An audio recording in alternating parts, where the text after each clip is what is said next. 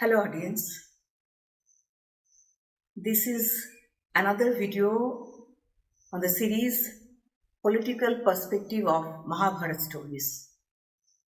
And today I shall discuss the real reason behind Draupadi insulting and ridiculing Duryodhan when he went to attend the coronation ceremony at Indraprastha Palace. The story goes like this. The Pandavas built the Indraprastha kingdom, and Mayadanav, a very skilled architect who was specialized in illusionary art, constructed the palace in their capital for them. And the speciality of this palace was that in various places, in various corners, Mayadanav created illusionary art. The most fabulous specimen of his art was the royal court of Indraprastha Palace, which was known as Maya Sabha or the illusionary court. Why so? Because the floor of this court was made of crystal in such a manner that it gave an illusion of a lake with swan and lotus floating on it. Now, finally, the coronation of Yudhishthir was decided, and for this ceremony, invitations were sent out to the distinguished kings. A special invitation was sent to Hastinapur, and Duryodhan decided to represent his father attending this ceremony. On the day of the ceremony, as Duryodhan entered the court, he got confused and on an impulse lifted his clothes not to get wet in that lake water. Seeing that, Bhim started laughing out, and Arjun joined him in that. And soon after, even Draupadi started laughing at it. But Duryodhan, being a noble prince, knew that he should not create an issue during the ceremony. So he kept his cool for the time being. The ceremony got over, then Duryodhan requested to have a tour of the palace because he was really spellbound by the art that Mayadanav has created in the palace. So he wanted to see more. And also deep down he was jealous of Pandavas. So a group of servants ushered him to the different parts of the palace. And he noticed various illusionary art in different places. And finally, he came across a water pool. And he thought this is also an illusionary art. So it is actually not a water but a floor. So confidently he walked into the water and got completely drenched. It was definitely an awkward moment for him and became more so as the group of servants started laughing at him. Not only that, around that time Draupadi was somewhere in the vicinity and she witnessed it. So she also started laughing. Not only she laughed, she also ridiculed Duryodhan.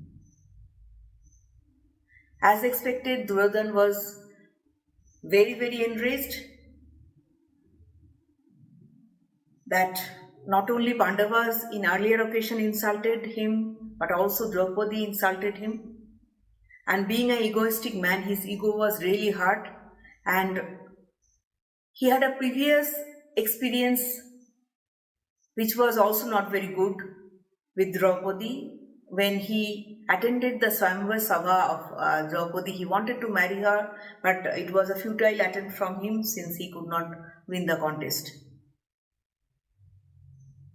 So, wounded, Duryodhan went back to Hastinapur and narrated the story to his father. Soon after, Shakuni and Kauravas invited Pandavas for a game of dice.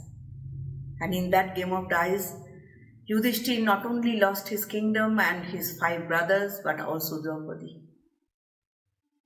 And Duryodhan instigated Dushasana to bring Draupadi to the court in a most humiliating manner and also to disrobe her.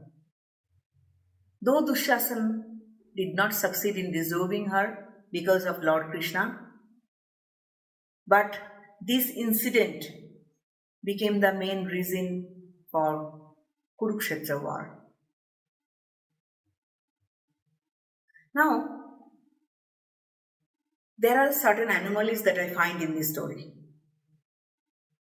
Firstly, the illusionary art is made to create confusion for anyone who is witnessing it for the first time. And there were many guests in that royal court that day who came for the first time. Then how come only Duryodhan got confused, no one else? Was it by design? Is it possible that the other guests were alerted about it beforehand and Duryodhan was not, and that is why he got confused and made that gesture? And then, even if he has done that, it's very natural when someone comes across such a illusionary art, which was not a very common thing. Then why Bhim started laughing? And not only that, Arjun being such a responsible, noble prince, he also joined the laughter. And secondly,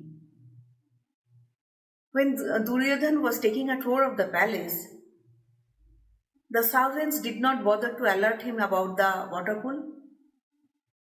Not only that, when he fell into the pool, the servants had the audacity to laugh at him, laugh at a mighty prince and who was also the esteemed guest of their master. Is it at all believable? And then, by a sheer coincidence, Draupadi was also present there, and she not only laughed at him and also ridiculed him in a very lowly manner. Draupadi was known for her intellect, her refinement, and her great personality. Was it really natural for her to behave in this manner? I don't think so.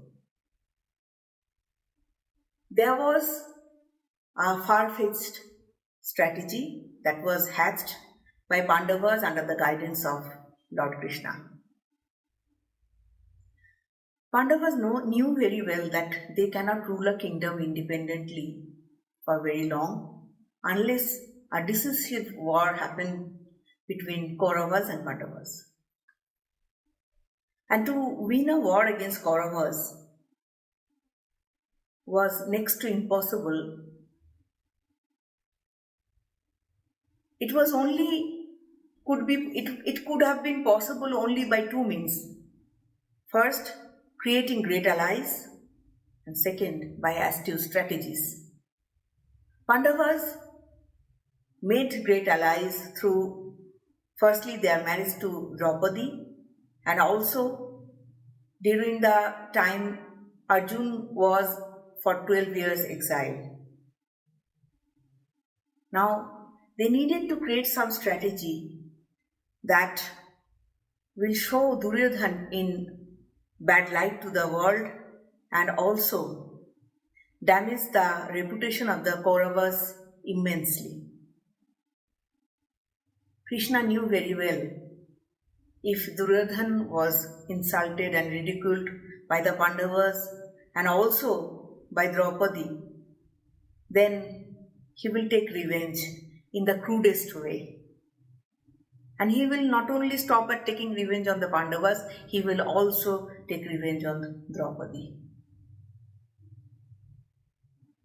And if that happened, then a Kshatriya humiliating a lady will seal the fate of the Kauravas.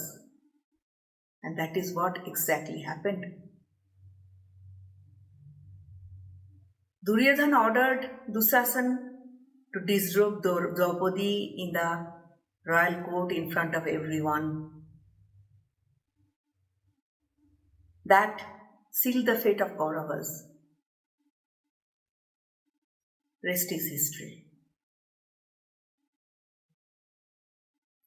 I hope you like my interpretation, and if you have some other perspective, please feel free to write in the comment.